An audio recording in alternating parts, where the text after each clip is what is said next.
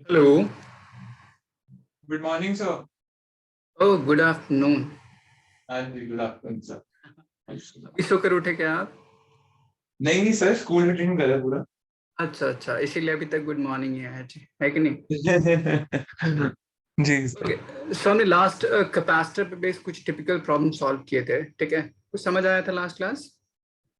हाँ सर, वो तो जेई के क्वेश्चन हमने सॉल्व करे थे दो, जहाँ तक ओके हमको याद है। ओके। जी सर। सेम उसी तरह एक दो और भी प्रॉब्लम होते हैं जिसमें डायरेक्ट टू स्लैब फील्ड होता है एंड उसके हिसाब से क्वेश्चन पूछते हैं, तो वो कैसे सॉल्व किया जाए, ठीक है? जैसे एक अनदर क्वेश्चन पूछा था उन्होंने। मान लीजिए मेरे पास कोई एक प्लेट इस तरह से ले लीजिए, ठीक? एक प्लेट इस तरह से ले लीजिए, ठीक?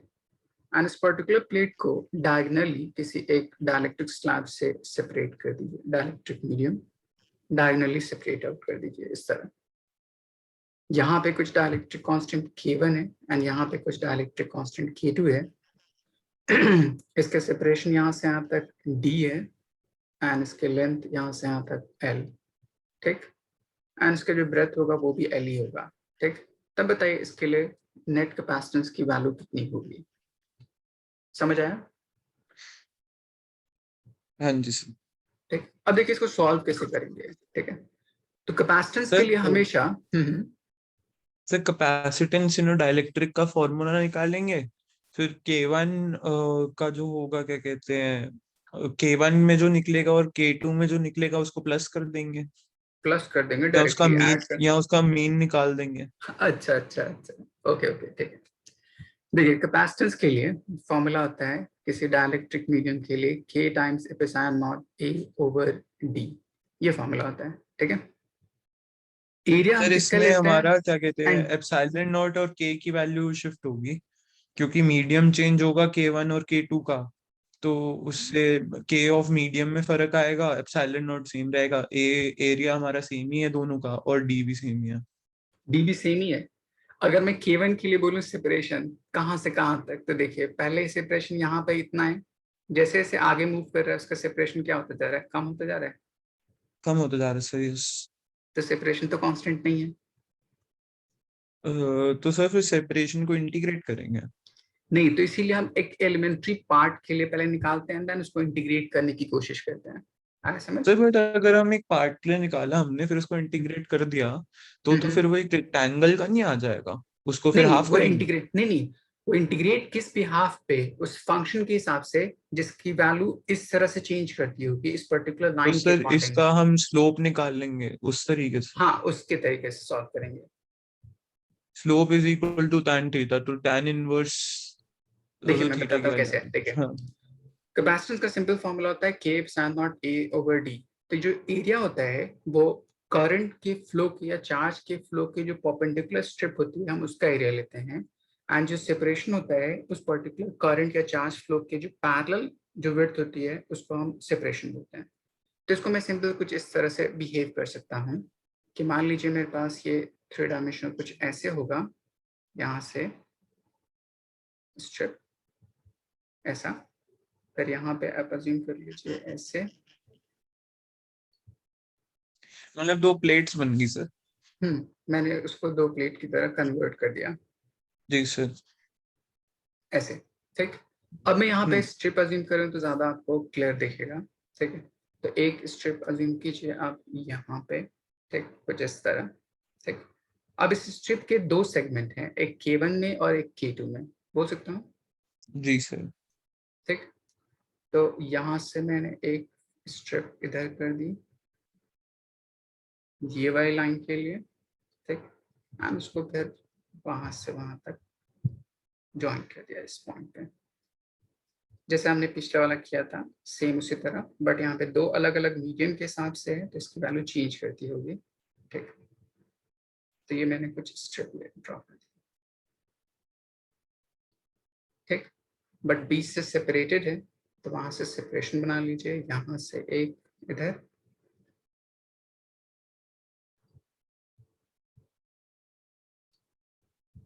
यहाँ तक बात समझ में आई? जी सर। ठीक है, तो एक अपर स्ट्रिप है और एक मेरे पास लोअर स्ट्रिप है, उसके हिसाब से चीजों को सॉल्व करूंगा। तो देखिए दोनों में सेपरेशन अलग अलग है, तो आप क्या कीजिए, पहले जो नीचे वाली लाइन है उसके लिए आप सेपरेशन को यहाँ से यहाँ तक अगर मैं बोल दूं y, तो ये सेपरेशन यहाँ से यहाँ तक कितना हो जाएगा, d माइनस वाई बोल सकते हैं। जी सर। ठीक, आप इस लेंथ को यहाँ से यहाँ तक सपोज कर लीजिए x, ठीक, ये मेरे पास थीटा, ठीक, उसके बिहाफ पे, तो y is equal to simply क्या बोल सकता हूँ, x टाइम्स tan थीटा। हाँ जी sir. tan theta is equals to मैं क्या बोल सकता हूँ, perpendicular upon base, तो perpendicular is d and base is l, so मैं इसको ऐसे भी लिख सकता हूँ d over l times x। ठीक, थीटा डिपेंडेंट नहीं, मैंने d और l के टर्म में कन्वर्ट कर लिया। दूसरा जो सेपरेशन, ये वाला सेपरेशन d माइनस वाई, तो उसकी वैल्यू कितनी हो जाएगी, d minus D over l times x। आया समझ? हाँ जी सर। ऊपर वाला जो कैपेसिटर होगा उसके लिए अगर मुझे कैपेसिटेंस कैलकुलेट करना है तो उस कैपेसिटर को मान लीजिए C1, तो dC1 is equals to K1 epsilon naught area of that particular plate. तो यहाँ से यहाँ तक आप लेंथ मान लीजिए कितनी L, इसकी विड्थ यहाँ से यहाँ तक कितनी है dx, तो इस स्ट्रिप का एरिया कितना हो जाएगा L dx, बोल सकता हूँ, डिवाइड बाय देयर सेपरेशन, तो उनका सेपरेशन वहां से वहां तक कितना है d माइनस वाई, और इसकी वैल्यू कितनी आई हमारे पास d minus D over l times x। आया समझ? जी सर। ओके, तो ये मतलब फर्स्ट कैपेसिटेंस की वैल्यू हो गई। सिमिलरली अगर मैं सेकंड कैपेसिटेंस की वैल्यू कैलकुलेट करूं तो वहां पे क्या होगा फॉर्मूला K2 एपिसाइलन नॉट, इसका भी एरिया कितना होगा, area of the strip L dx, और सेपरेशन यहाँ पे कितना dx होगा upon y, और y की वैल्यू yes कितनी sir। है L d टाइम्स dx। आया समझ? मतलब यहाँ पे dx नहीं होगा, x होगा सिंपल। ठीक, अब ये दोनों कैपेसिटर आपको कैसे दिख रहा है, सीरीज कॉम्बिनेशन की पैरेलल कॉम्बिनेशन? सर हमने इसमें d minus D L over x जो करा है वो हमारा डिस्टेंस 1 है, तो मतलब हाँ बेसिकली हमारा y जो आया था वो हमारा equal to D L upon X आया था। हाँ, तो उसकी तो बस इस वैल्यू वजह पुट से कर दे। हमारा फर्स्ट वाला ये हो गया, सेकंड वाला डी एल ओवर एक्स हो गया, और हम्म फॉर्मूला हमारा c इज इक्वल टू के epsilon not a over D रहा। हम्म जी सर समझ गया। ओके, अब देखिए दोनों कैपेसिटर जो स्ट्रिप मैंने माना है, यहाँ पे चार्ज यहाँ से फ्लो करना शुरू करेगा इस तरह से, ठीक, ऐसे जा रहे हैं चार्ज का, अगर मैं फ्लो देखूं तो ऐसे ही होगा ना इस पर्टिकुलर स्ट्रिप में। जी सर उसके परपेंडिकुलरली होगा ना। हाँ, तो मैं बोल सकता हूँ कि सीरीज कॉम्बिनेशन की पैरेलल कॉम्बिनेशन। सर ये तो सीरीज कॉम्बिनेशन हो गया बस, क्योंकि दोनों तो के एक सीरीज ही का डायरेक्शन हाँ, से जा रहे हैं। तो सीरीज कॉम्बिनेशन के लिए 1/c equivalent is equals to कितना होता है, one one by by C one C plus plus one one by, by D C two. ठीक। अब दोनों की जी वैल्यू सर। पुट कर दीजिए, तो दोनों की जब वैल्यू पुट करेंगे तो हो जाएगा d minus D over l times x divide by k1 times epsilon naught l dx, plus उल्टा हो ये गया टर्म हो सर ये जाएगा तो। d over l times x divide by k2 times जी epsilon sir. Naught l dx। ठीक, तो सर बस अब इस K1 और K2 का फर्क है डिनोमिनेटर में, तो अगर दोनों को मल्टीप्लाई कर दें तो हमारा डिनोमिनेटर सेम हो जाएगा, फिर उसको ऐड कर सकते हैं। हाँ, मतलब जो भी टर्म जिसके बेस पे कॉमन कॉमन टर्म आ रहा है उसको कॉमन ले लीजिए एंड उसके हिसाब से उसको इंटीग्रेट करते हैं, ठीक है। तो यहाँ पे जो मेरे पास जो वेरिएबल पार्ट है वो जो dx वो डिनोमिनेटर में है, ठीक है। तो जी जब हम सर। इंटीग्रेट करते हैं तो पहले हम डिनोमिनेटर में लाके इंटीग्रेट करते हैं, देन फिर सॉल्व करने की कोशिश करते हैं। पहले आप इतना तो नोट सर डाउन पहले कीजिए, फिर डिनोमिनेटर इंटीग्रेट होता है। नहीं नहीं पहले इतना सॉल्व कीजिए, फिर मैं आपको बताता हूँ इसको इंटीग्रेट कैसे करेंगे। तो सर ये तो इसका डिनोमिनेटर आ गया K1 K2 epsilon naught L D X, और ऊपर चला गया K2 bracket d minus D L X और plus K1 D L X. दोनों में k1 k2 डिफरेंट है, ठीक है, तो उसके हिसाब से वो कोएफिशिएंट मल्टीप्लाइड होगा जिसकी बेस पे थोड़ी वैल्यू चेंज आएगी, ठीक है। देख कैसे, मैंने 1 over epsilon naught L D X common कर लिया, कर लिया, कितना कॉमन होगा, सर कॉमन में आएगा d minus D L over X upon K1 plus D L X upon K। मैंने डिनोमिनेटर में देखिए कॉमन किया, epsilon naught L D X common कर लिया, sir epsilon naught L D X. हाँ कॉमन हो गया। हाँ अब जी उसके बाद सर। यहाँ पे क्या बचेगा, अपॉन में k1 और यहाँ पे क्या बचेगा, अपॉन में k2। क्रॉस मल्टीप्लिकेशन कर दीजिए, this will becomes k2 times d minus k2 times d over l times x, और इसके साथ मल्टीप्लाइड हो जाएगा k1 times d over l times x, ठीक, whole divide by k1 k2। आया समझ?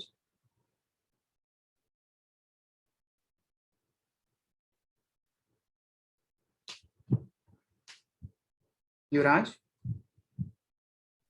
हाँ जी सर। यहाँ पे बात समझ में आई? सर पूरी पूरी आ गई एकदम। बहुत अच्छे। अब देखिए इसको हम जी सर। उल्टा करते हैं, रेसिप्रोकल करते हैं, ताकि सी इक्विवेलेंट की वैल्यू आ जाए। और ये चूंकि स्मॉल पार्ट है इसलिए आप डी स्मॉल पार्ट के लिए डिफाइन कीजिए। तो जब इसको रेसिप्रोकल करूंगा तो ये हो जाएगा k1 k2 times epsilon naught l dx whole divide by, यहाँ पे जो कॉमन कॉमन टर्म है उसको एक साथ रहने दीजिए, तो ये हो जाएगा k1 times d k2 times d, and in दोनों में अगर मैं l ओवर d कॉमन कर लूँ, ठीक, एंड x कॉमन कर लूँ, तो हो जाएगा d over l times k1 minus k2 times x, ऐसा ही कुछ बचेगा। देखिए यहाँ सर पे, ये हमने किया क्या है इसमें, लाइक हमने D of C E Q कर दिया, मतलब हमने नहीं, ऊपर लेके डिनोमिनेटर और न्यूमरेटर नीचे लाया बस। हाँ मतलब रेसिप्रोकल कर दिया इक्विवेलेंट करने के बाद, ताकि actual value of the C equivalent की वैल्यू आ जाए। हाँ जी सर, फिर उसको हम इंटीग्रेट करेंगे तो के हाँ, वन के टू एप्सिलॉन नॉट एल तो हमारे कांस्टेंट हो गए सारे। बाहर आ गए, हाँ जी सर, तो फिर ठीक। हमारा तो बचा। dx over this particular term बचा। ऐसे मैंने इंटीग्रेशन आपको लास्ट क्लास में पढ़ाया था सब्स्टिट्यूशन मेथड के हिसाब से, कि हम पूरे डिनोमिनेटर को कोई टर्म t मान लेते हैं एंड देन उसको डिफरेंशिएट करके उनकी वैल्यू पुट करते हैं एंड इंटीग्रेट कर देते हैं। कुछ याद है? जी सर। ओके, पहले इसको नोट डाउन कीजिए, फिर मैं आपको इंटीग्रेट करके दिखाता हूँ कितना आंसर आएगा। हाँ जी सर, एक मिनट में नोट डाउन करता हूँ।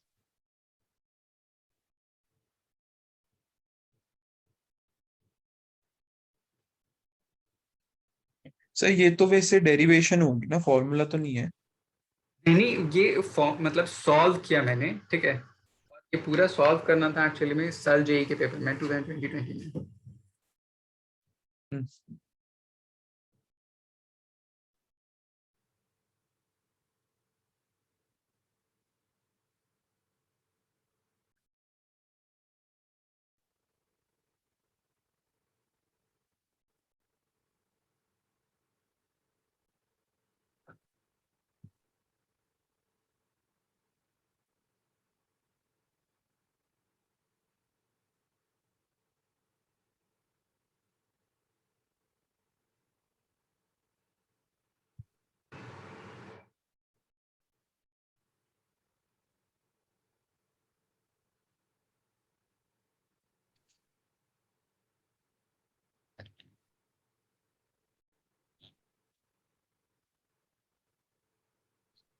सर हमने प्लस क्या करा है, K1 D2।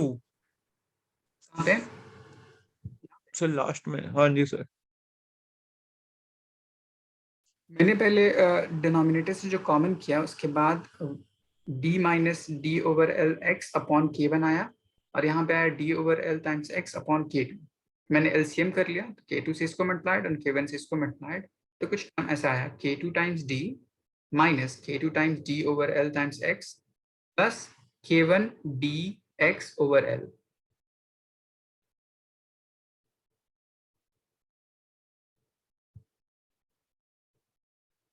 कौन K1 K2? ठीक है, एक मिनट सर।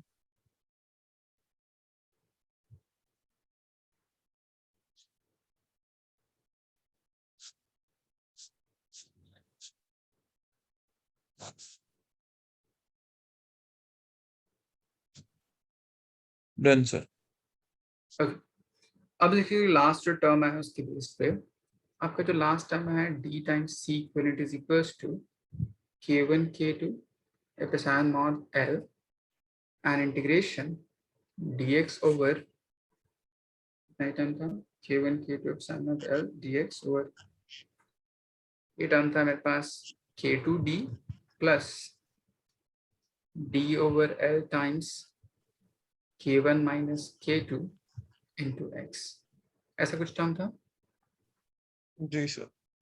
तो यहाँ पे मेरे पास ये टर्म कांस्टेंट है एंड ये पूरा एक टर्म एक कांस्टेंट ये भी बोल सकते हैं एक्स डिपेंडेंट। तो हम क्या करते हैं, इसमें सब्स्टिट्यूशन मेथड अप्लाई करते हैं। आप उस पूरे डिनोमिनेटर को t मान लीजिए, तो k2 times d plus d over l times k1 minus k2 times x। ठीक, इसको डिफरेंशिएट कर दीजिए x के रिस्पेक्ट में, तो ये पूरी वैल्यू कितनी हो जाएगी 0।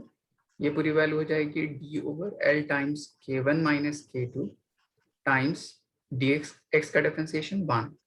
ठीक, तो मुझे यहाँ से dx की वैल्यू चाहिए, तो इसको ऊपर ले जाइए, उसको नीचे लेके जाइए, तो पूरा टर्म हो जाएगा dt divide by d over l and k1 minus k2 is equals to dx। लिख सकते हैं। जी सर। अब इन सारी वैल्यूज को इस टर्म में पुट कर दीजिए, so this will becomes k1 k2 epsilon naught l। ठीक, इंटीग्रेशन dx की जगह पे मैंने पुट किया इतना, तो वो डिवाइड में आ जाएगा d over l times k1 minus k2, और यहाँ पे बच जाएगा dt ओवर t। ठीक, इसको इधर इंटीग्रेट कीजिए तो इसकी वैल्यू हो जाएगी c इक्विवेलेंट। अब 1 ओवर t उसका इंटीग्रेशन कितना होता है, सर 1 ओवर x उसका इंटीग्रेशन कितना होता है, 1 ओवर x का सर हो जाएगा x raise to power 0 upon 0। 1 हो गया ना सर। हाँ, तो ऊपर जाके पावर -1 हो जाएगा, तो उसका इंटीग्रेशन कीजिएगा तो -1 + 1 0 हो जाएगा, divide by 0 which is not defined, इसलिए अप्लाइड नहीं होता। मैंने जी आपको सर। उस दिन भी पढ़ाया था। तो 1 ओवर x का सर इसमें इंटीग्रेशन हम log शायद x होता है। पार्शियल डिफरेंशिएशन करते थे ना। हे भगवान, पता नहीं कहाँ कहाँ से। ओके, देखिए 1 ओवर x का डायरेक्टली इंटीग्रेशन होता है 1 ओवर log x। हाँ जी सर। ठीक, तो डायरेक्टली लिख सकते हैं ln x, और x यहाँ पे जो t है उसकी वैल्यू कितनी थी, इतनी पुट कर दीजिए। So this will becomes k2 times d plus d1 over l times k1 minus k2 times x। Limit कहाँ से कहाँ तक, मतलब ये जो x चेंज करेगा कहाँ से कहाँ तक, फ्रॉम 0 से लेके सर इस end तक 0 से लेके l तक।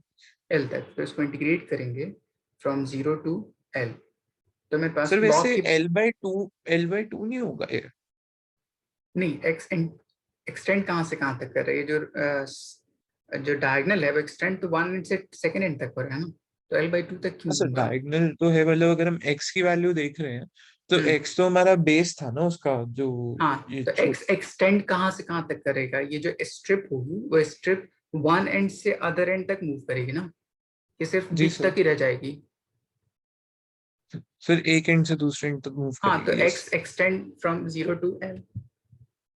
आया ओके समझ। सर। ओके, तो इसको इंटीग्रेट किया 0 से l तक। अब मेरे पास जो वैल्यूज हैं k1 k2 times epsilon naught l square divide by d times k1 minus k2। ठीक, अब लॉग की property log m minus log n is log m over log n। तो एक बार x की जगह पे l पुट कर दीजिएगा, तो l और l कैंसिल आउट हो जाएगा, तब उसकी वैल्यू आ जाएगी k2 times d plus d times k1 minus k2 whole divide by, एक बार x की वैल्यू 0 पुट कर दीजिएगा तो ये पूरा टर्म 0 हो जाएगा, तो सिंपली क्या बचेगा k2 टाइम्स d। आया समझ। जी सर। यहाँ पे देखिए k2d और यहाँ पे k2d कैंसिल आउट हो जाएगा। हाँ जी सर, हो जाएगा। वो क्या 1 1 रह बचेगा, जाएगा प्लस d k-2/k2/d रह जाएगा। तो d और d तो कैंसिल उसको आउट हो के जाएगा। डू डी कर सकते हैं सर, उसमें वहां से भी कैंसिल आउट हो जाएगा, तो k d k1 बच जाएगा सर, d k1 - 1। नहीं नहीं, जैसे मैं इसको एक्सपैंड करूं तो इसको लिख जी सकता हूँ sir. k2d plus d times of k1 minus sir k2d। सिर्फ तो ये d k1 बच जाएगा। अब यहाँ पे भी d है और डिनोमिनेटर में भी d है, तो आपस में क्या हो जाएगा, कैंसिल आउट हो जाएगा। सर डिनोमिनेटर में कौन सा वाला डी है, ये जो है देखिए, d k1 - k2 है? हाँ, ये है। ये डिनोमिनेटर में यहाँ पे सर ये लॉग तो किस ऑलरेडी हो गया ना कैंसिल आउट। किससे कैंसिल हुआ ये। तो सर वो, हाँ, वो डी भी कैंसिल आउट हो जाएगा, k1 बच जाएगा। हाँ, तो सिंपली लास्ट आपका आंसर हो जाएगा k1 k2 epsilon naught L square over D times k1 minus k2, ये उसका कोएफिशिएंट है, log log k1 over K1। k2। आया ओके। समझ? जी जी सर। ओके, इसको नोट डाउन करिए। एक लास्ट क्वेश्चन सर ये सेम। आंसर है हमारा इसका? हाँ, ये आंसर है।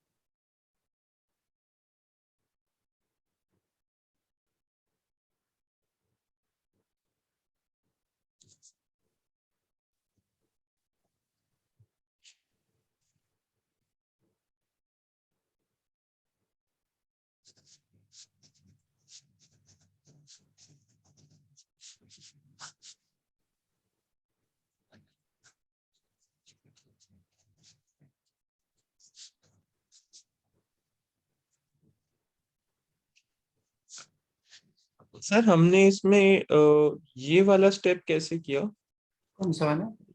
जहाँ हमने C equivalent is equal to K1 K2 epsilon naught L upon D over L K1 मैंने माइनस K2। सब्स्टिट्यूट किया, देखिए देखिए मैं सब्स्टिट्यूट किया मैंने। ठीक है, ये जो पूरा अच्छा डिनोमिनेटर है ओ, उसकी समझ जगह पे गया मैंने सर। सब्स्टिट्यूट किया है ये टर्म।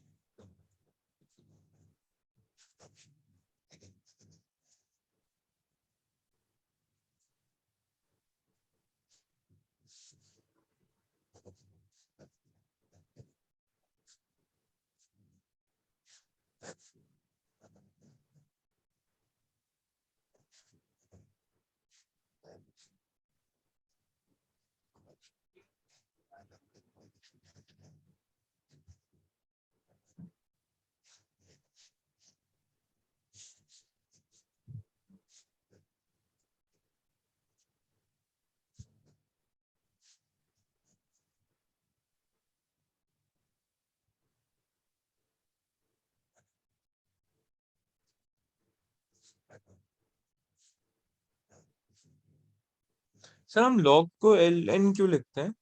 नेचुरल लॉग, इसलिए। नेचुरल लॉग, सो मतलब जिसका कुछ बेस नहीं होता। नहीं, बेस ई होता है उसको, उसकी वजह से। मैंने आपको बताया था एक दिन कि अगर simply a to the power x equals to n है, तो मैं इसको लिख सकता हूँ log to the base a n is equals to x। अब यही बेस अगर 10 हो जाए तो हम नॉर्मल लॉग कहते हैं, और यही बेस अगर e हो जाए तो उसको नेचुरल लॉग बोलते हैं।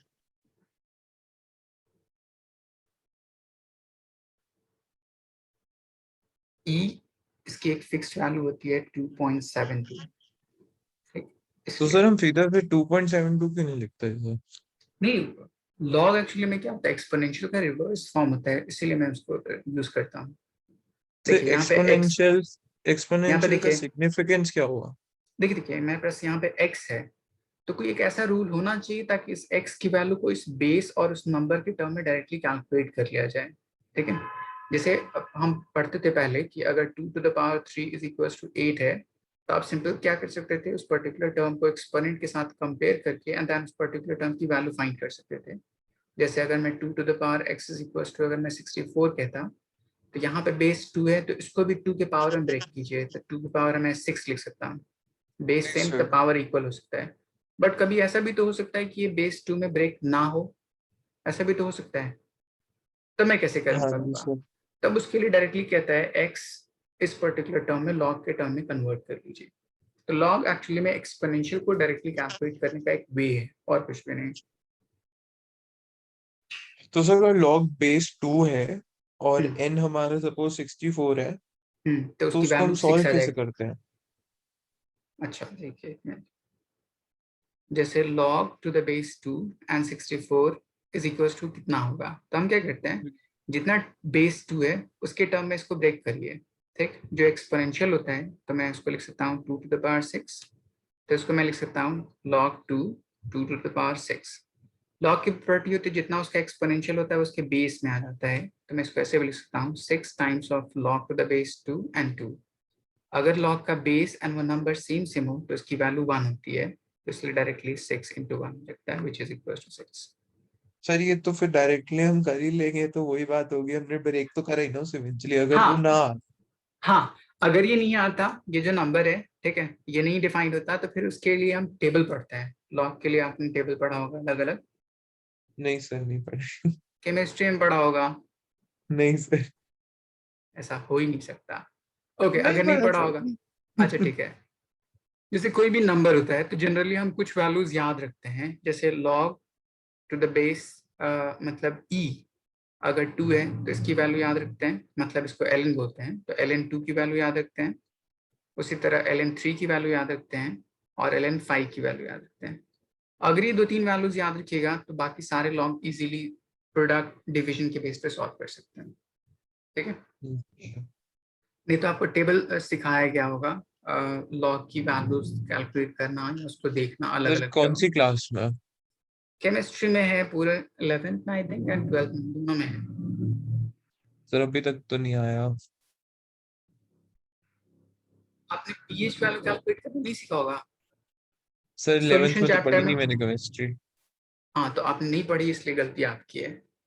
सर ओके, 12th में तो पढ़ी है, 12th में तो कहीं नहीं था। अच्छा अभी आएगा आगे मे बी, जी सर। केमिकल काइनेटिक्स में आएगा। ठीक, ओके, सो हमने यहाँ तक डिफाइन कर लिया, ये समझ आ गया।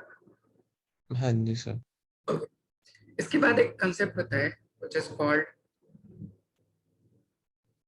Fringing effect. ठीक, ये होता क्या है पहले मैं आपको वो डिफाइन करता हूँ, ठीक, और इसके बेस पे प्रॉब्लम कैसे सॉल्व करते हैं उसको बताता हूँ। ठीक है, देखिए कहता है कि मान लीजिए मेरे पास कोई एक पैरेलल प्लेट कैपेसिटर ले लीजिए। ठीक, एक प्लेट ये ले लीजिए, एक प्लेट ये ले लीजिए। ठीक, एंड इस दोनों प्लेट को किसी एक्सटर्नल सोर्स से मैंने कनेक्ट नहीं किया, सिंपली प्लेट के ऊपर फिक्स पॉजिटिव चार्ज मैंने दे दिया। ठीक, उसकी वजह से है। इसके बीच में मैंने क्या किया, कोई भी एक डाइलेक्ट्रिक मीडियम इंसर्ट किया। ठीक है, इस तरह डाइलेक्ट्रिक मीडियम जो इसको कंप्लीटली फिल अप कर सकता हो। हाँ, ये कुछ इतने रीजन पे है। अब मैं पूछूंगा उस पर्टिकुलर डाइलेक्ट्रिक मीडियम पे कुछ फोर्स एक्ट करता होगा या नहीं करता होगा, तो आप क्या आंसर बोलेंगे। सर हाँ जी सर, करेगा क्यों नहीं करेगा? क्यों करेगा, कोई रीजन होना चाहिए। क्योंकि सर थोड़ा सा तो है ही ना उसके फील्ड के अंदर। हाँ, थोड़ा सा अंदर होने की वजह से क्या होगा, आ, देखिए मैं बोलूंगा कि इसके ऊपर जो चार्ज होगा, पॉजिटिव चार्ज, सपोज कर लीजिए मैंने इधर की तरफ दिखाया, ठीक, आसानी के लिए पॉजिटिव चार्ज यहाँ पे, नेगेटिव चार्ज इस पर्टिकुलर प्लेट के ऊपर यहाँ पे, तो इसकी वजह से चार्ज इंड्यूस होगा, यहाँ पर नेगेटिव चार्ज आएगा एंड यहाँ पे पॉजिटिव चार्ज आएगा, ऐसा ही कुछ होगा। जी सर। तो ये नेगेटिव अपनी तरफ अट्रैक्ट करेगा, पॉजिटिव अपनी तरफ अट्रैक्ट करेगा, तो net force acting on this particular slab कितना हो जाएगा, 0 हो जाएगा। हाँ जी सर। तो फोर्स तो इनवर्ट तो पुल करने वाला कुछ भी नहीं होगा। ठीक, बट ऐसा नहीं होता। हमने पढ़ा था distribution of charge edge point पे यूनिफॉर्म नहीं होता, पढ़ा था ना हमने। Yes sir. ठीक, तो एज पॉइंट पे जो चार्ज होगा वो यूनिफॉर्म नहीं होगा, तो वहां पे चार्ज डेंसिटी थोड़ी सी डिफरेंट होगी। ठीक, एज की वजह से, उस एज की वजह से जो इलेक्ट्रिक फील्ड होती है वो यूनिफॉर्म स्ट्रेट नहीं होती पैरेलल, वो थोड़ी सी कर्व होती है। तो अगर मैं यहाँ डिफाइन करूँ इलेक्ट्रिक फील्ड लाइंस यहाँ से यहाँ तक ऐसे, ठीक, तो जैसे ही एज के पास जाते हैं तो इलेक्ट्रिक फील्ड लाइंस कुछ ऐसे हो जाती है, इस तरह से। ठीक, तो इस इलेक्ट्रिक फील्ड लाइंस की वजह से वो जो इंड्यूस चार्ज है उस पर्टिकुलर स्लैब के ऊपर, वो एग्जैक्टली उसके प्लेट तक नहीं होता, वो थोड़ा सा आगे तक होता है, इधर की तरफ। बोल सकता हूँ। जी सर। अब उसकी वजह से क्या होगा, एक नेट इनवर्ट फोर्स एक्ट करता होगा इन चार्ज के ऊपर इस पर्टिकुलर प्लेट की वजह से। तो ये अपनी तरफ पुल करेगा इधर की तरफ, और ये अपनी तरफ पुल करेगा इधर की तरफ। तो एक नेट फोर्स उस पर्टिकुलर स्लैब को इनवर्ट की तरफ ले जाने की कोशिश करता है। आया समझ? जी सर। इस इफेक्ट को हम क्या बोलते हैं, फ्रिंजिंग इफेक्ट बोलते हैं। तो फ्रिंजिंग इफेक्ट सिंपली जो कॉर्नर के ऊपर जो चार्ज होता है वो यूनिफॉर्म फील्ड नहीं जनरेट करता, क्योंकि चार्ज डेंसिटी यूनिफॉर्म नहीं होती, वो कर्व होती है। एंड उसी की वजह से इम्पैक्ट की वजह से स्लैब इनवर्ट की तरफ मूवमेंट करने लगेगा, ठीक, अंदर आने लगेगा कुछ पर्टिकुलर फोर्स की वजह से। अब उसकी वजह से जैसे जैसे वो अंदर आना शुरू होगा, ठीक, तो अंदर आने की वजह से उसकी वेलोसिटी क्या होती जाएगी, बढ़ती जाएगी, क्योंकि फोर्स उसको एक्सेलरेट करा रहा है। आया यस सर। समझ? जैसे ही अंदर जाता रहेगा तो बिल्कुल सेंटर मोस्ट पॉइंट पे जब वो कुछ ऐसा बिहेव करेगा तो वहां पे वेलोसिटी मैक्सिमम हो जाएगी। तो उसकी वजह से वहां पे स्टॉप नहीं करता, वो अदर डायरेक्शन में क्या कर जाता है, मूव ऑन कर जाता है इधर की तरफ। आगे निकल जाता है। बट हाँ सर फिर तो ये ऑक्सीलेट करने लग जाएगा, क्योंकि हाँ वापस। हाँ, तो यही मैं समझाने की कोशिश कर रहा था कि जो स्लैब होता है, जो उसका मोशन होता है, वो एसएचएम परफॉर्म करने लगता है। आया समझ? जी सर, क्योंकि वो ठीक वहां है। जाएगा, फिर वहां से अपोजिंग फोर्स लगेगी हाँ अंदर, उतनी इक्वल एंड तो ऑपोजिट। हाँ, तो इसीलिए वो एसएचएम की तरफ परफॉर्म करने लगता है। तो अब उसमें मुझे कैलकुलेशन करनी है कि इसमें फोर्स कितना होगा, एंड सारी चीजें कैसे कैलकुलेट कर सकते हैं, देखिए। सर बट अगर इवेंचुअली एक पॉइंट ऐसा भी तो आएगा जहाँ पे फोर्स बहुत ज्यादा होगी और डाइलेक्ट्रिक पूरा इससे बाहर निकल जाएगा, देन तो वो अंदर की तरफ पुल करेगा ना। तो जो फोर्स होगा फ्रिंजिंग इफेक्ट की वजह से वो हमेशा उस स्लैब को अंदर की तरफ पुल करता होगा, चाहे राइट साइड में हो या लेफ्ट साइड में हो। इसीलिए वो एसिस्टेंट परफॉर्म करेगा to and fro, to and fro. Sir. Okay. अब देखिए इस पर्टिकुलर प्लेट पे चूंकि किसी एक्सटर्नल सोर्स से कनेक्टेड नहीं है, इसलिए यहाँ पे चार्ज की वैल्यू कैसी होगी, कांस्टेंट होगी। ऐसा समझ? जी सर। ठीक। चार्ज कांस्टेंट है तो मैं फोर्स निकालने के लिए एक कंसेप्ट यूज करूंगा पोटेंशियल एनर्जी का। तो मैं इसमें पोटेंशियल एनर्जी कैलकुलेट करने की कोशिश करूंगा। Potential energy is equal to, charge के बेस पे अगर मैं डिफाइन करूं, कितना होता है formula, half q square over C equivalent, ऐसा होता है। जी सर। यहाँ पे ये दो कैपेसिटर की तरह बिहेव करता होगा, एक यहाँ से यहाँ तक और एक यहाँ से यहाँ तक। तो दो डिफरेंट कैपेसिटर की तरह एक्ट करेगा, ठीक। तो आप इसको सपोज कर लीजिए, एक मेरे पास स्लैब यहाँ से यहाँ तक, वो एक कैपेसिटर जिसका डाइलेक्ट्रिक मीडियम के सपोज कर लीजिए उस स्लैब की वजह से, और एक अनदर कैपेसिटेंस जो यहाँ से यहाँ तक है जिसमें एयर फील्ड है उसकी वजह से। तो मैंने इसको टू डिफरेंट रीजन डिफाइन कर दिया, ठीक है। तो एक जी इसका सर। कैपेसिटेंस ले लीजिए और इसका कैपेसिटेंस ले लीजिए। टोटल लेंथ मैंने यहाँ से यहाँ तक अगर एल ले ली, ठीक, तो ये डिस्टेंस अगर एक्स होगा तो ये डिस्टेंस कितना हो जाएगा, एल माइनस एक्स। हाँ जी सर। इसके लिए capacitance C1 which is equals to K epsilon naught area of that particular plate which is L square by separation x, नहीं उल्टा, ठीक। यहाँ पे इसकी ब्रेड्थ x है और उसका ब्रेड्थ L x होगा, तो एरिया आ जाएगा L टाइम्स ऑफ x, और उसकी जो ब्रेड्थ है वो तो कांस्टेंट है ना यहाँ से यहाँ तक, d, जी सर। ठीक। T C1 हो गया। उसी तरह मैं C2 कैलकुलेट करूँ सेकंड पार्ट के लिए, इस वाले पार्ट के लिए, तो C2 इज इक्वल हो जाएगा, वहां पे वैक्यूम है तो एप्सिलॉन नॉट उसका एरिया हो जाएगा L into L minus x, क्योंकि उसकी लेंथ इतनी है, अपॉन सेपरेशन D। है समझ? जी सर। दोनों कैपेसिटर आपस में कैसा दिख रहा है, सीरीज कॉम्बिनेशन और पैरेलल कॉम्बिनेशन? सर आपस में पैरेलल कॉम्बिनेशन। तो पैरेलल कॉम्बिनेशन के लिए सी इक्विवेलेंट कैसे निकालते हैं, C1 plus C2। C1 + C2।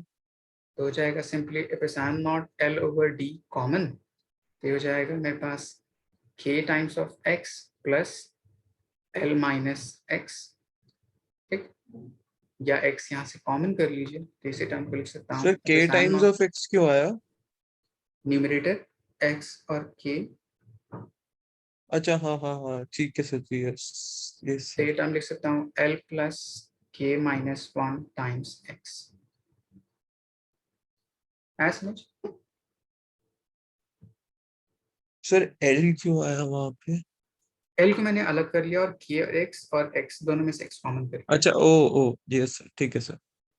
इस वैल्यू को मैं पुट कर दूं C इक्विवेलेंट में, तो वहां से पोटेंशियल एनर्जी आ जाएगी, हाँ जी sir, 1/q² upon 1/q² C equivalent। d upon epsilon naught L plus k-1x। हाँ, अब पोटेंशियल एनर्जी के बेस पे अगर मैं उस पोटेंशियल एनर्जी को डिफरेंशिएट करूंगा और यहाँ पे वेरिएबल सिर्फ x है, ठीक है, तो डिफरेंशिएट करूंगा तो फोर्स बता देगा। हाँ जी सर, फोर्स से हम एक्सेलरेशन कैलकुलेट कर सकते हैं और एक्सेलरेशन से उसको हम फिर से टाइम डिफरेंशिएट कर पीरियड। देंगे सर तो एक्सेलरेशन आ जाएगा, या नहीं मास नहीं, से डिवाइड कर देंगे। हाँ, जैसे मेरे पास पहले फोर्स आया, फोर्स से मैंने मास को डिवाइड कर दिया तो एक्सेलरेशन आ जाएगा। एक्सेलरेशन आ गया सर। एक्सेलरेशन से आप टाइम कैलकुलेट कर सकते हैं, ठीक है, कितनी देर में एक्सेलरेशन को यहाँ सर से। डिफरेंशिएट करेंगे तो टाइम आएगा, राइट? नहीं नहीं, डिफरेंशिएट नहीं करेंगे, simply equation of motion apply कर दीजिए, कुछ भी अप्लाई करके अच्छा, ओ आप सॉल्व कर सकते हैं। पहले इतना तक जी नोट सर। डाउन कीजिए, मैं आपको बताता हूँ आगे। एक मिनट समय, मेरा लैपटॉप चार्जिंग पे भी लगा।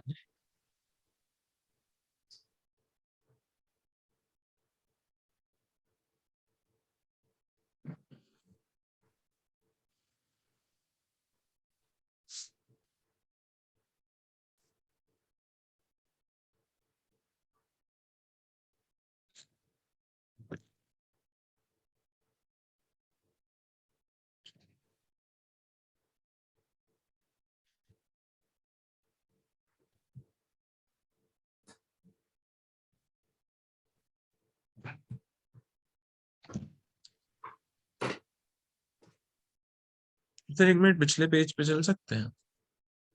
ओके, अच्छा नहीं, वो तो हमने यही करा था जी सर, बस कर रहा हूँ।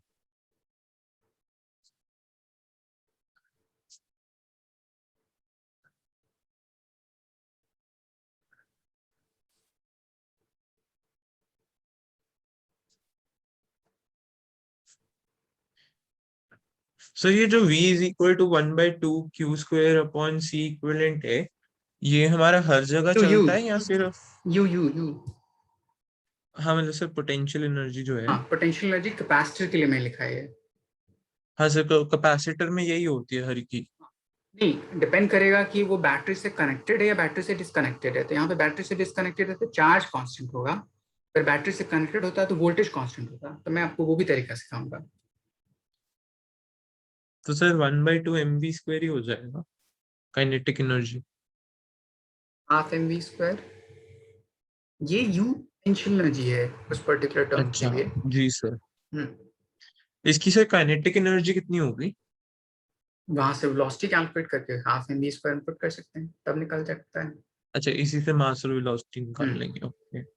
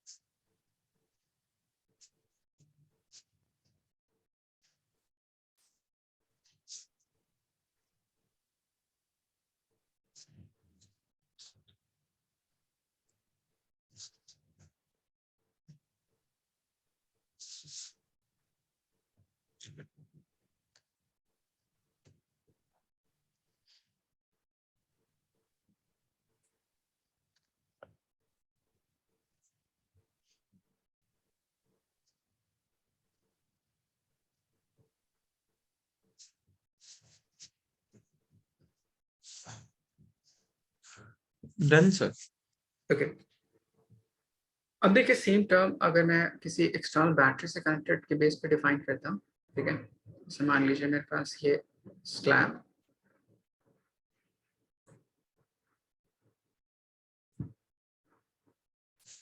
एंड ये बैटरी से कनेक्टेड है तो इसके लिए मेरे पास वोल्टेज कांस्टेंट होगा, ठीक है, इस पर्टिकुलर पॉइंट पे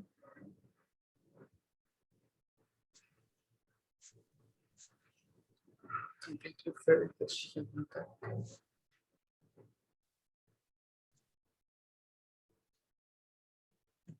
तो अभी कुछ इस पर्टिकुलर पॉइंट पे है, ठीक है। तो इसकी वजह से यहाँ पे अगर मैं इसको बैटरी से कनेक्ट कर दूं, सपोज कर लीजिए किसी एक्सटर्नल बैटरी से यहाँ से कनेक्ट कर दिया, पॉजिटिव टर्मिनल नेगेटिव टर्मिनल, तो बैटरी से कनेक्ट करने में उसका पोटेंशियल कांस्टेंट होगा, ठीक। तो वहां पे हम पोटेंशियल एनर्जी कैसे कैलकुलेट कर सकते हैं, हाफ CV², आया समझ? जी सर। तो यहाँ पे इफ बैटरी इज कनेक्टेड, तब उस कंडीशन में potential energy is equals to half C² times V², ठीक।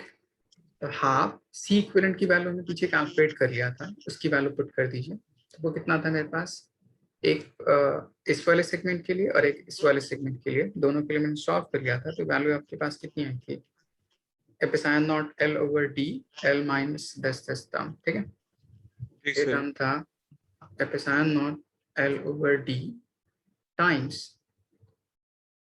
L plus K-1 times X, ठीक, इतना टर्म था। हाँ जी सर। ओके, अब मैं क्या करूँ, इस पर्टिकुलर टर्म में इसको डिफरेंशिएट कर दूँ, ठीक, du/dx। तो पूरे टर्म में जाएगा कितना, epsilon naught L V²/2 times of D, constant है, बाहर आ गया, ठीक है। यहाँ पे L कांस्टेंट, उसका डिफरेंशिएशन 0, और इस पूरे टर्म का डिफरेंशिएशन हो जाएगा K-1 B कोएफिशिएंट और X का डिफरेंशिएशन 1, बोल सकते हैं, जी सर। ठीक है। तो ये पूरा टर्म मेरे पास क्या डिफाइन करेगा, पोटेंशियल एनर्जी का derivative with respect to x। यही टर्म एक्चुअली में फोर्स डिफाइन करता है, क्योंकि हमने पढ़ा था ना F is equals to du/dx, ठीक, हाँ जी सर। ठीक है। तो यहाँ से मैं इसको इक्वेट कर दूंगा, तो वहां से फोर्स आ जाएगा। फिर मुझे एक्सेलरेशन कैलकुलेट करना है, तो acceleration is force by mass, ठीक है। अब देखिए उसके बाद क्या होगा इसके मूवमेंट के बिहाफ पे, ठीक है।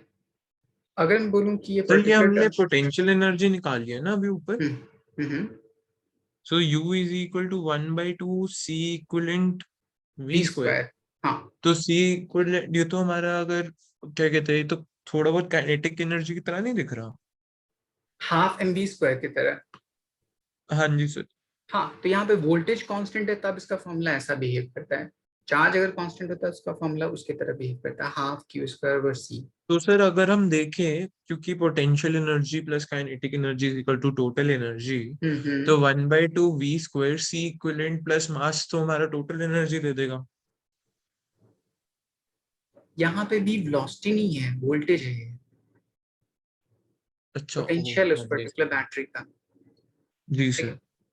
ओके, तो उसकी बेस पे मैंने सॉल्व किया, डिफरेंशिएट कर दिया, एंड उसके बेस पे मैंने फोर्स कैलकुलेट कर लिया, एक्सेलरेशन निकालना, फोर्स बाय मास, ठीक है। तो यहाँ से एक्सेलरेशन आ जाएगा। अब देखिए क्या हो रहा है, मान लीजिए पर्टिकुलर x डिस्टेंस पे t इज इक्वल टू 0 पे था, मान लिया, ठीक है। जी सर।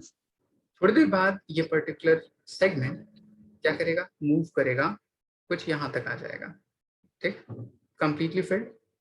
फिर थोड़ी देर बाद मूव करेगा, मूव करके यहाँ तक चला जाएगा at distance x towards left जी साइड। सर। फिर वहां से आएगा लेफ्ट राइट साइड में यहाँ तक, एंड फिर वहां से जाएगा लेफ्ट साइड में यहाँ तक जहां से वो आया था, आया समझ? जी सर। तो इस पूरे पाथ को अगर मैं मोशन के अकॉर्डिंग डिफाइन करूं, ठीक है, कि कैसे कैसे इसका मूवमेंट हो रहा है, तो अभी जिस पर्टिकुलर पॉइंट पे है, ठीक है, वो आप इनिशियल स्टार्टिंग पॉइंट मान लीजिए।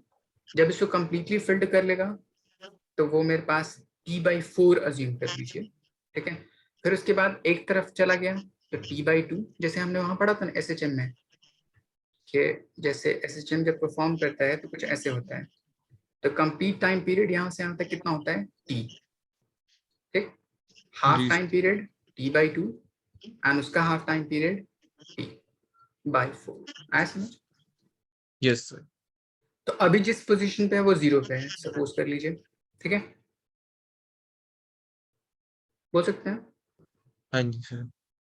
जैसे ही वो कंप्लीटली फिल्ड हो जाएगा कुछ यहाँ तक, ठीक, कुछ ऐसे, तो ये मेरे पास कितना होगा, T/4 पे, ठीक। उसके बाद नेक्स्ट मूव करेगा ऑपोजिट साइड,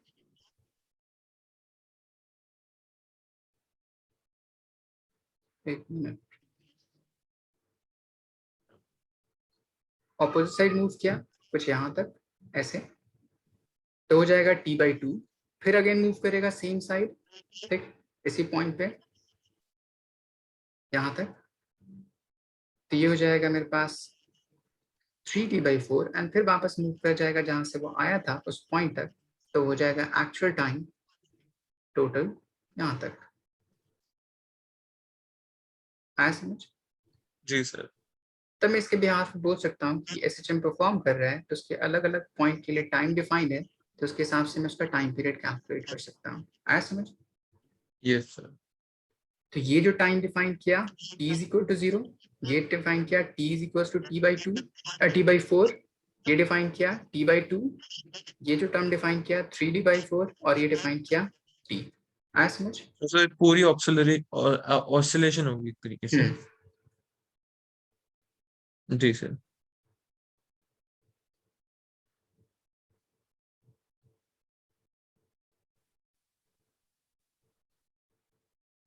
ओके, तब इसके हिसाब से ऑसिलेशन के हिसाब से मैं उसका टाइम पीरियड कैलकुलेट करने की कोशिश कर रहा हूँ, कैसे सॉल्व करूंगा। आपको यहाँ से एक्सेलरेशन की वैल्यू आ जाएगी, ठीक, using second equation of motion s is equals to ut plus half at square, ठीक। तो अब अभी अगर मैं देखूं x डिस्टेंस पे टाइम अगर 0 है तो उसके पास बाकी जो डिस्टेंस मूव करना होगा यहाँ से यहाँ तक वो कितना हो जाएगा, l माइनस एक्स हो सकता है। जी सर। ठीक है, डिस्प्लेसमेंट l माइनस एक्स कर दीजिए is equals to half a, k की जगह पे फोर्स बाय मास कर दीजिए, और यहाँ से t की वैल्यू जो कैलकुलेट कीजिएगा वो t कितना होगा यहाँ से यहाँ तक जाने के लिए, दैट वुड बी t/4। आया समझ? Yes sir. तो वहां से हम टाइम पीरियड की वैल्यू कैलकुलेट कर सकते हैं। ठीक है, हाँ जी सर। ओके, इसको नोट डाउन कर लीजिए।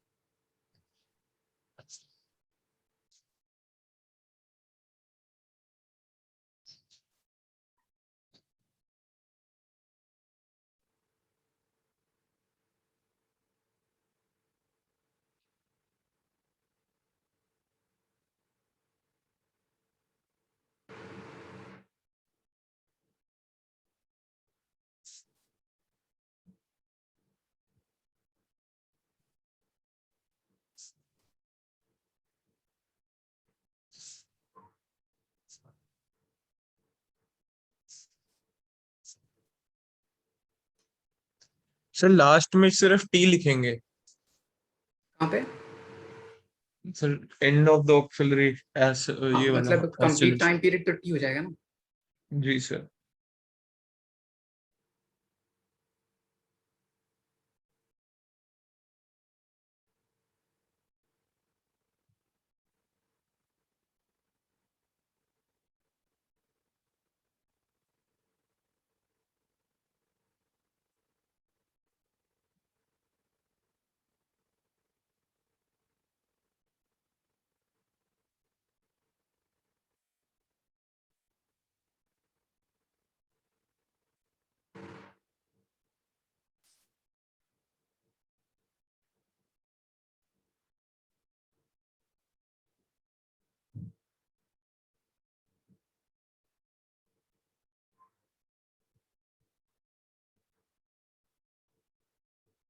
Done sir.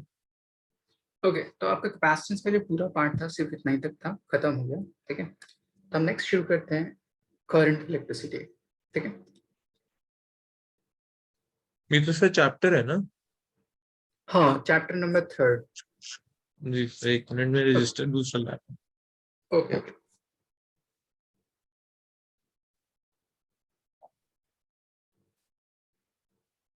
सर ये कितना बड़ा चैप्टर है? इसके लिए बड़ा रजिस्टर या उतना ही जितना इस पे लगा था? हाँ, जितना पिछला वाला था एग्जैक्टली सेम उतना ही, थोड़ा ज्यादा होगा, मे बी 1-2 पेज ज्यादा होगा, उससे ज्यादा कंसेप्ट नहीं इसमें। 1 मिनट सर।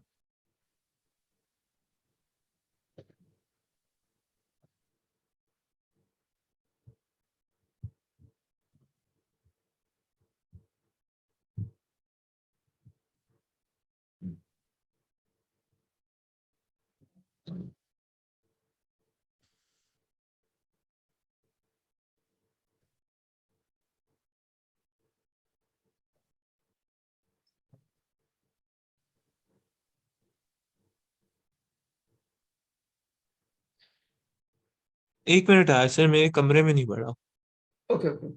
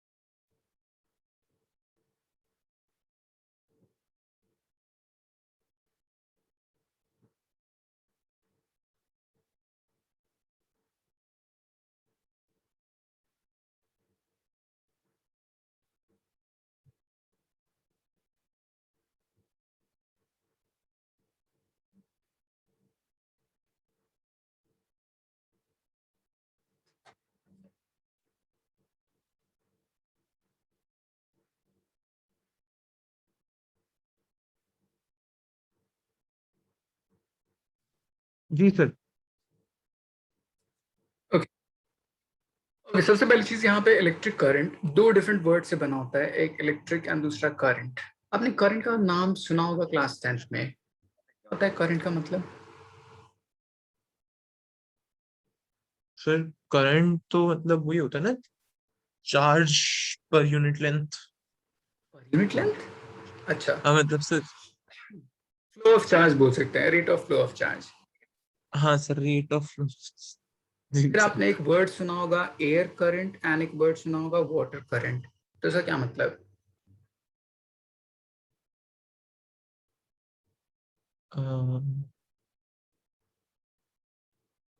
इसलिए सर इन किसका? जनरल, जैसे मैं बोलूँ यहाँ पे करंट, तो करंट का आपने मतलब कहा rate of flow of charge, ठीक। तो यस अगर मैं सर। बोलूँ एयर करंट, तो एयर करंट का मतलब क्या होगा? क्या rate of flow of charge through air? और अगर मैं वाटर करंट बोलूं तो rate of flow of charge through water, जी सर। नहीं ऐसा नहीं होता। तो रेट वो एयर करंट एक्चुअली में मूवमेंट ऑफ एयर को डिफाइन करता है which is called wind, and water current movement of water define करता है, ठीक है, किसी एक पर्टिकुलर डायरेक्शन में। तो करंट का सिंपल मतलब होता है मोशन, किसी पर्टिकुलर ऑब्जेक्ट का एक पर्टिकुलर डायरेक्शन में हो तो उसको हम बोलते हैं करंट। यहाँ पे मोशन किस चीज का, इलेक्ट्रिक। इलेक्ट्रिक जो वर्ड यूज होता है वो चार्ज के लिए या सिंपली आप बोल सकते हैं इलेक्ट्रॉन के लिए, ठीक, आया समझ। जी सर। तो यहाँ पे अगर मैं सिंपली डिफाइन करूं दोनों को कंबाइनली तो क्या बोल सकता हूँ, चार्ज का मोशन होना, ठीक। अब क्या सिर्फ चार्ज का मोशन होना वो करंट डिफाइन कर सकता है, नहीं कर सकता। जैसे मैं आपसे एक सवाल पूछूं, मान लीजिए आपके पास कोई कंडक्टर है, ठीक, अभी आप जहाँ पे बैठे हैं वहां पे कोई भी कंडक्टर ले लीजिए, इसके अंदर जो इलेक्ट्रॉन होगा क्या रेस्ट में होगा या मोशन में होगा, अगर मैं आपसे ये सर पूछूं। मोशन में होगा तभी कंडक्ट करेगा इलेक्ट्रिसिटी। अभी अभी अभी इसके अंदर कोई बैटरी मैंने कनेक्ट नहीं किया है, तो क्या इलेक्ट्रॉन रेस्ट में होगा मोशन में होगा। सर अभी तो रेस्ट पे होगा। रेस्ट पे होगा, गलत जवाब। जी सर। सर हम कॉन्टिन्यूअस मोशन पे होगा। सर आप बहुत गलत मैंने बोल रहा था, आप मानते नहीं हो। ठीक है, अगर मान लीजिए इलेक्ट्रॉन मोशन में है तो इलेक्ट्रॉन मोशन में होगा तो करंट लगना चाहिए आपको, टच कीजिएगा तो आपको इलेक्ट्रिक शॉक लगना चाहिए, बट फील तो नहीं हो रहा आपको। No sir. तो फिर वहां पे तो चार्ज फ्लो नहीं करना चाहिए क्योंकि वहां पे इलेक्ट्रिक करंट है नहीं, हो सकता है ना। हाँ जी सर। इसलिए मैं आपको बताता हूँ रीजन एक्चुअली में क्या है, ठीक है। हमने पढ़ा था क्लास 11th में chapter kinetic theory of gas, वहां पर डिफाइन किया था एब्सोल्यूट जीरो। कोई भी ऑब्जेक्ट किसी मैटर से बना है तो मतलब उसके अंदर कॉम्पोजिशन इलेक्ट्रॉन का होगा, एटम का होगा, ठीक। अब हम क्या करते हैं, उस पर्टिकुलर ऑब्जेक्ट का टेम्परेचर देखते हैं। अगर उसका टेम्परेचर 0 केल्विन से ज्यादा होगा तो उसके अंदर जो पार्टिकल होंगे वो हमेशा मोशन में होता है, थर्मल एनर्जी की वजह से। किसकी वजह से, थर्मल काइनेटिक एनर्जी की वजह से। थर्मल काइनेटिक जैसे एनर्जी। जैसे अभी दिल्ली में टेम्परेचर 37 डिग्री सेल्सियस है, इसको मैं केल्विन में कन्वर्ट करूं तो हो जाएगा 310 केल्विन। तो इतना अमाउंट ऑफ टेम्परेचर की वजह से उन पार्टिकल के पास कुछ काइनेटिक एनर्जी होगी, तो उसकी वैल्यू होती है 3/2 टाइम्स ऑफ केवीटी। तो टी यहाँ पे एब्सोल्यूट टेम्परेचर 300 केल्विन पुट कर दीजिए तो इसके बेस पे काइनेटिक एनर्जी होगी। तो मैं बोल सकता हूँ कि हर मैटर के अंदर जो पार्टिकल होता है या जो इलेक्ट्रॉन होंगे वो हमेशा रैंडम मोशन में होंगे। तो इसके अंदर भी हमेशा रैंडम मोशन में होंगे, मतलब मोशन में होगा। अब मोशन में होगा तो वो करंट कंस्टिट्यूट क्यों नहीं कर रहा, ये रीजन होना चाहिए। तब उसके लिए कहता है एक पर्टिकुलर टर्म, सपोज कर लीजिए यहाँ पे कोई इलेक्ट्रॉन है पार्टिकल जो मूवमेंट कर रहा है, यहाँ से यहाँ तक गया, यहाँ से यहाँ तक गया, यहाँ से यहाँ तक गया, at the same instant of time, ठीक। कोई दूसरा इलेक्ट्रॉन होता है जो उसके जस्ट ऑपोजिट मूव करता है, यहाँ से यहाँ तक जाता है, यहाँ से यहाँ तक जाता है, यहाँ से यहाँ तक जाता है, सो दैट कि किसी एक particular fixed cross section area को अगर मैं देखूं, ये टर्म, तो इस क्रॉस सेक्शन एरिया में net flow of charge towards right और टुवर्ड्स लेफ्ट कितना है।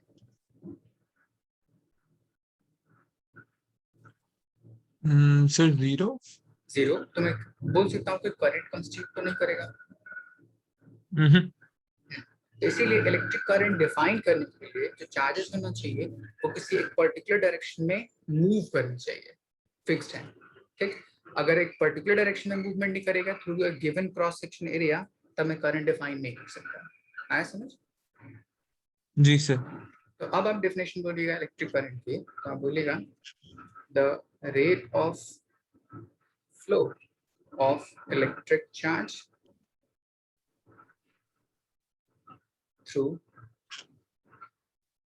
conductor through given cross section या through a cross section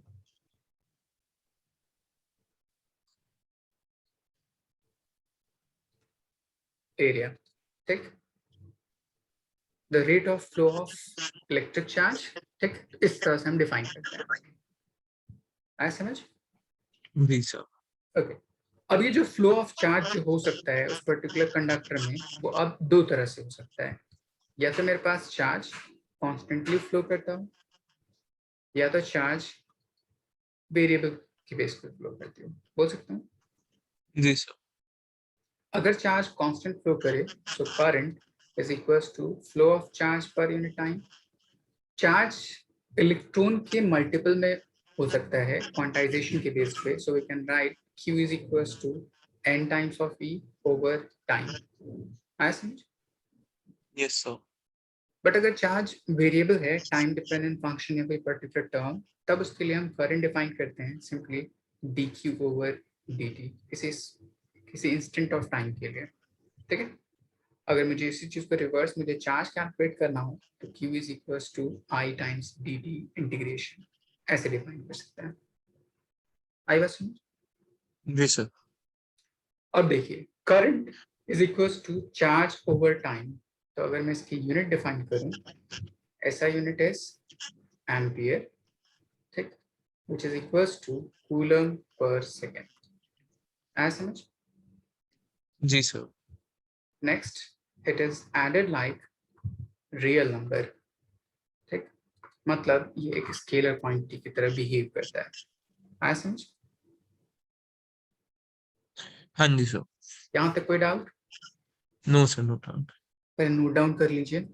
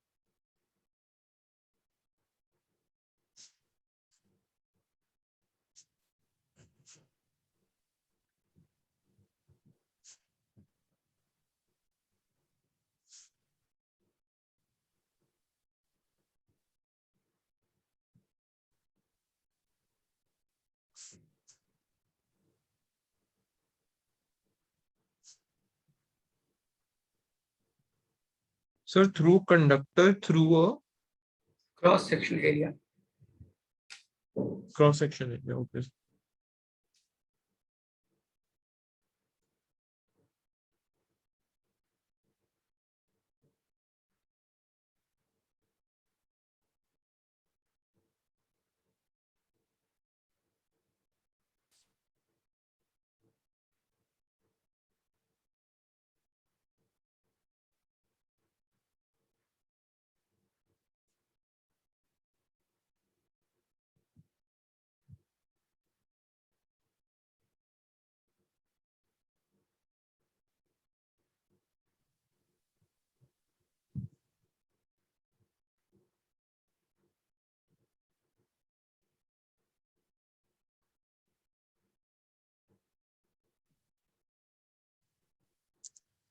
sir integral of 2 dt i d t. I d t. Sir i d t एक बार समझा दो ज्यादा। देखिए, जिससे मैंने चार्ज लिया, ठीक, एंड उसके लिए कुछ इंस्टेंटेनियस डिफाइन करना हो क्योंकि वेरिएबल टर्म है उसके बेस पे। ठीक है, तो अच्छा I is okay, equal to, समझ गया सर, समझ गया। हमने dt ऊपर ले गया आई की तरफ, फिर उसका इंटीग्रल करा ताकि बस। डिफरेंशियल हट जाए क्यू का। हम्म। जी sir.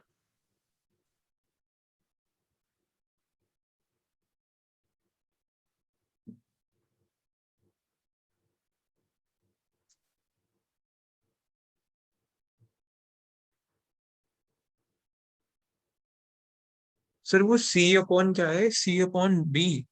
S, S is time seconds. Coulomb per second. added like real number। इसका मतलब सर ये स्केलर क्वांटिटी है। हम्म।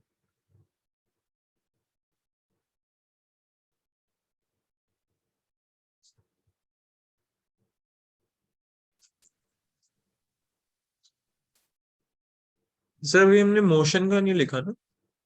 क्या? कुछ नहीं सर।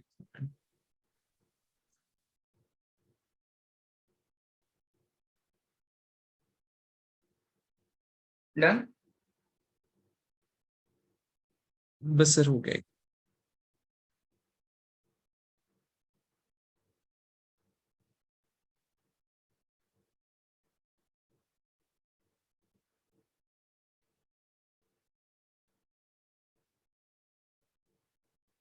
Done sir. ओके, अब देखिए इसके बाद एक नेक्स्ट मैं आपको एक क्वेश्चन बताता हूँ। Find number of electrons must be flowing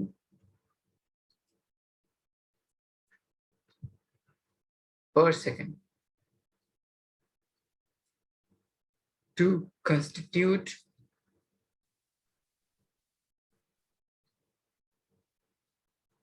current of 5 ampere through a conductor.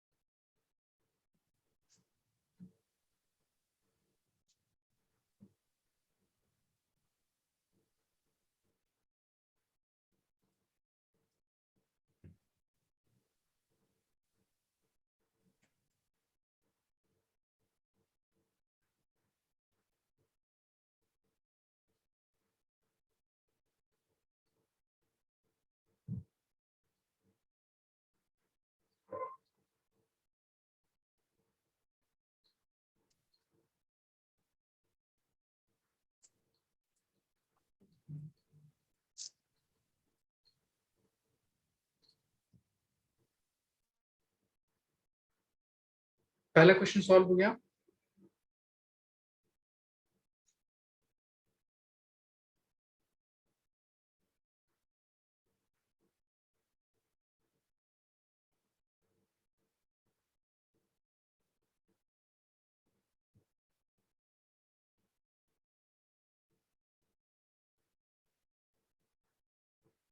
Hello युवराज।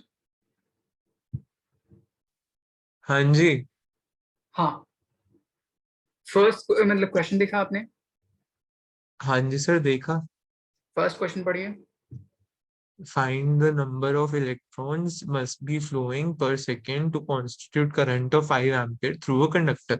तो सर हमें करंट दिया हुआ है 5 एम्पियर और मुझे क्या हमें निकालना टाइम है? निकालना है पर सेकेंड है। मुझे सर तो टाइम 1 हो गया। तो सर ये हम्म तो सीधा सीधा हो गया ना, कांस्टेंट करंट फ्लो कर रहा है तो I is equal to Q over T, current निकालना है तो I is equal to Q, तो 5 हो गया sir current. I is 5 equals coulomb to per second. Q over T. क्यू की जगह पे मैं लिखूंगा N over E times T. ठीक, मुझे number of electrons flowing per second निकालना है। अच्छा ओ, number of electrons flowing per second, yes sir. तो तो sir 5 is equal to n e. Divide by अच्छा डिवाइडेड बाई। ई की सर वैल्यू टी कितनी तो होती वन है? ही है। हाँ, सर टी तो वन ही है तो उसको तो हटा ही देते हैं, एन इज इक्वल नहीं, टू आई ओवर ई। वो पर तो सेकेंड को रिप्रेजेंट कर रहा है ना, इसीलिए।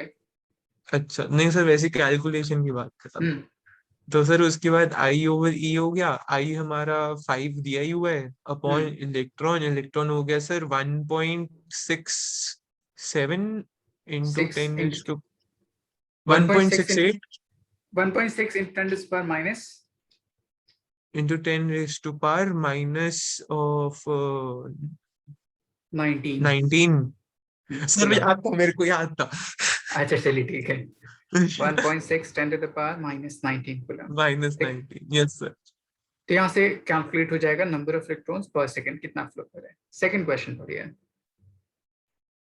Sir, second question, if I is equal to 2t plus 3, find charge between t is equal to 1 second to t is equal to 3 second.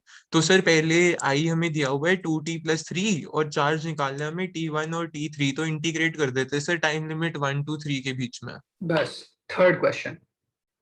ठीक है, थर्ड क्वेश्चन हो गया, find average current for t is equal to 0 to t is equal to 10 second. तो sir जब t हमारा 0 है तो i हमारा 10 है, और t जब हमारा 10 है तो i हमारा क्या कहते हैं -2 है। अच्छा हाँ सही है, -2 ग्राफ को रीड नहीं, करके। जी सर। -2 नहीं आएगा। सर लेकिन 8 है ना हमारा वहां पे, i इज इक्वल टू 0 है जब t इज इक्वल टू 8 है, और अगर t इज इक्वल टू 0 है तो i इज इक्वल टू 10 है, तो अगर हम रेशियो में डिवाइड करें तो 1:2 की रेशियो आ गई ना सर। ये 1:2 थोड़ी है, परपेंडिकुलर बाय बेस। तो परपेंडिकुलर जब 10 है नहीं और बेस मेरे पास ओ सॉरी सर, एक मिनट सर, ये हो जाएगा 10/8 × 2, तो 10/4 इज इक्वल टू 2.5। 2.5, हाँ तो यहाँ पे आ माइनस जाएगा 2.5, -2.5। -2.5 आ गया सर। तो हम्म -2.5 हो गया हमारा आई, टी हो गया हमारा 10। एक मिनट क्या, हाँ आई -2.5 और टी हो गया सर हमारा 10। तो average current for t is equal to 0 and t is equal to 10, तो एवरेज करंट सर यही हो गया 10 plus -2.5/2 is equal to 7.5/2 is equal to 30। एक मिनट, 7.5 था ना। एक मिनट, हाँ एक जी मिनट। सर। आपने जैसे सॉल्व किया वो तब जी अप्लीकेबल सर। होता है जब वो कांस्टेंट वैल्यू होती है। क्या ये जो पूरी लाइन है वो कांस्टेंट है या चेंज कर रही है? सर ये तो मतलब एक कांस्टेंट रेट पे चेंज कर रही है ना। चेंज कर रही है ना। हाँ जी सर, तो इसका ठीक, मतलब डिफरेंशिएट करें हम इससे पहले हाँ तो। तो उसके पहले स्लोप कैलकुलेट करके मैं एक इक्वेशन डिफाइन कर सकता हूँ, या नहीं तो सर देखिए स्लोप, जैसे, तो देखिए स्लोप एम हो गई, एम इज इक्वल टू देखिए टाइम देखिए मैं थीटा कर एक दे, एक बट टर्म हमें एक टर्म एंगल नहीं पता। एक मिनट, एक मिनट। जी जैसे सर मैंने सॉरी। ऊपर टर्म डिफाइन किया, जैसे ऊपर कैलकुलेट किया था चार्ज, ठीक है, तो एवरेज चार्ज कैलकुलेट करने का फॉर्मूला था charge is equal to integration current into time, ऐसे कैलकुलेट करते जी थे। सर। हाँ ओके, जी सर। एवरेज किसी पर्टिकुलर टर्म का फाइंड आउट करने का तरीका होता है किसी भी फंक्शन का, एफ फंक्शन का एवरेज, तो उस पर्टिकुलर फंक्शन को जिस भी डिपेंडेंट टर्म है उसके टर्म में आप इंटीग्रेट कर दीजिए, डिवाइड बाय जितने ड्यूरेशन के लिए कैलकुलेट करना है उससे डिवाइड कर दीजिए। तो सिंपल जी फॉर्मूला आप सर। ये याद रखिएगा, हर क्वांटिटी के लिए एप्लीकेबल होगा। तो सर यहाँ पे एफ कैलकुलेट ऑफ। कर, एफ जो पर्टिकुलर फंक्शन है जिसकी मुझे एवरेज कैलकुलेट करनी है, तो यहाँ पे कैलकुलेट किसी करनी है, करंट के लिए। सर करंट के लिए। ठीक, तो आई डी टी लिखूंगा, हाँ सर, डिफरेंशिएट कर दिया टी के रिस्पेक्ट में, yes sir. I d T मतलब एक स्मॉल सेगमेंट लिया और उसको इंटीग्रेट आई डी किया। टी। डिवाइड बाय हाँ टाइम जी सर। पीरियड, कहाँ से कहाँ तक इंटीग्रेट करना है, ठीक तो है। सर हमने डी टी को भी इंटीग्रेट करा है। हाँ, क्योंकि मुझे उस पर्टिकुलर टर्म का एवरेज कैलकुलेट करना है, तो एवरेज का मतलब क्या होता है, sum of average observation divide by number, sum of number के। टाइम। अब जी देखिए यही सर। टर्म ग्राफ के बेस पे क्या डिफाइन करता है, किसी भी दो क्वांटिटी का प्रोडक्ट ग्राफ के बेस पे क्या डिफाइन कर सकता है, sir area, slope, area, area sorry, हाँ जी area area, yes sir. Area under F T graph. जी एंड सर। ये पूरा टर्म क्या डिफाइन करता है, टाइम पीरियड, क्या लाइन, जितना time period, time period, yes जहां सर। तक कैलकुलेट करना है। तो आप सिंपल इस पर्टिकुलर क्वेश्चन में क्या सॉल्व करूंगा, इस पूरे पार्ट का एरिया कैलकुलेट कर दीजिए up to this end part time तक, period. Divide by time period कितना है total, 10 second. Time 10 second sir वो तो। ठीक, तो तो अब सर एरिया कितना हो एरिया अगर जाएगा, इसका निकालना है तो सर ये हो गया 80 प्लस टू -25, तो ये हो गया सर हमारा 80 प्लस 25, सर हमारा कितना हो गया 105। 105/10 इज इक्वल टू 10.5। ये ट्रायंगल है, ट्रायंगल का एरिया अच्छा हाफ ओ, बेस इंटू ओ, ओ क्या कर रहा हूँ मैं। 40, 40 प्लस 12.5 ये हो गया सर हमारा 12.5, हमने 40 में प्लस कर दिया तो 52.5। 12.5 कहाँ से आया? एक मिनट सर, वो 2 है ना, तो 2 into 2.5 तो हो गया हमारा 5। तो 5 half into base into two height. Point five हो गया -2.5, यस सर। तो तो ये हो अब गया सर टोटल एरिया हमारा कैलकुलेट करूंगा। 42.5। 40 माइनस 2.5। सर बट एरिया तो प्लस ही होगा ना, एरिया क्यों माइनस में जाएगा? ये जो अमाउंट शो कर रहा है वो क्या डिफाइन कर रहा है? चार्ज को। चार्ज जी sir. Scalar quantity positive negative उसके बेस पे। अच्छा यस सर। देखिए करंट अगर पॉजिटिव है तो उसका डायरेक्शन कुछ और होगा, अगर करंट नेगेटिव होगा तो डायरेक्शन ऑपोजिट हो गया, तो चार्ज का अमाउंट भी तो चेंज कर जाएगा ना, नेट हाँ फ्लो जी ऑफ सर। चार्ज। इसीलिए तो कितना आ जाएगा न्यूमरेटर में? 40 minus 2.5 that is 37.5 divide by time period 10 second. Yes sir. तो इट वुड बी 3.75। आया सर समझ? टाइम पीरियड 5 सेकेंड्स, 10 सेकेंड नहीं होगा? टोटल टाइम पीरियड 10 सेकेंड होगा ना। जी सर। ओके। ओके पहले इसको नोट डाउन करिए।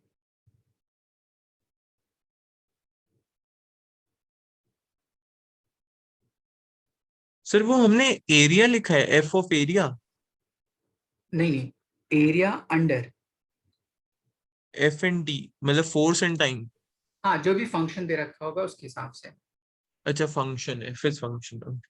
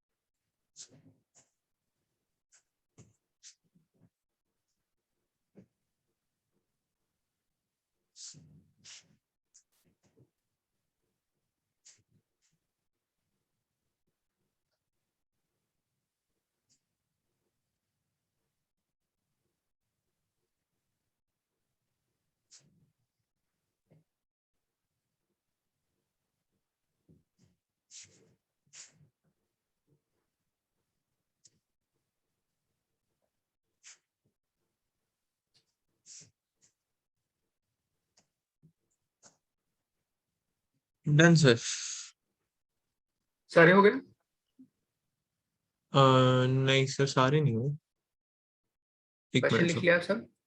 क्वेश्चन लिख दिया था सर दोनों। ओके, थर्ड क्वेश्चन सॉल्व कर लिया आपने? हाँ जी सर, वो कर दिया। ओके, बाकी सारी चीज सॉल्व कर लीजिएगा, ठीक है? जी सर। ओके, तो इतना पढ़ के रखिए, फिर मैं नेक्स्ट क्लास में इसके आगे रेजिस्टेंस, ओम्स लॉ,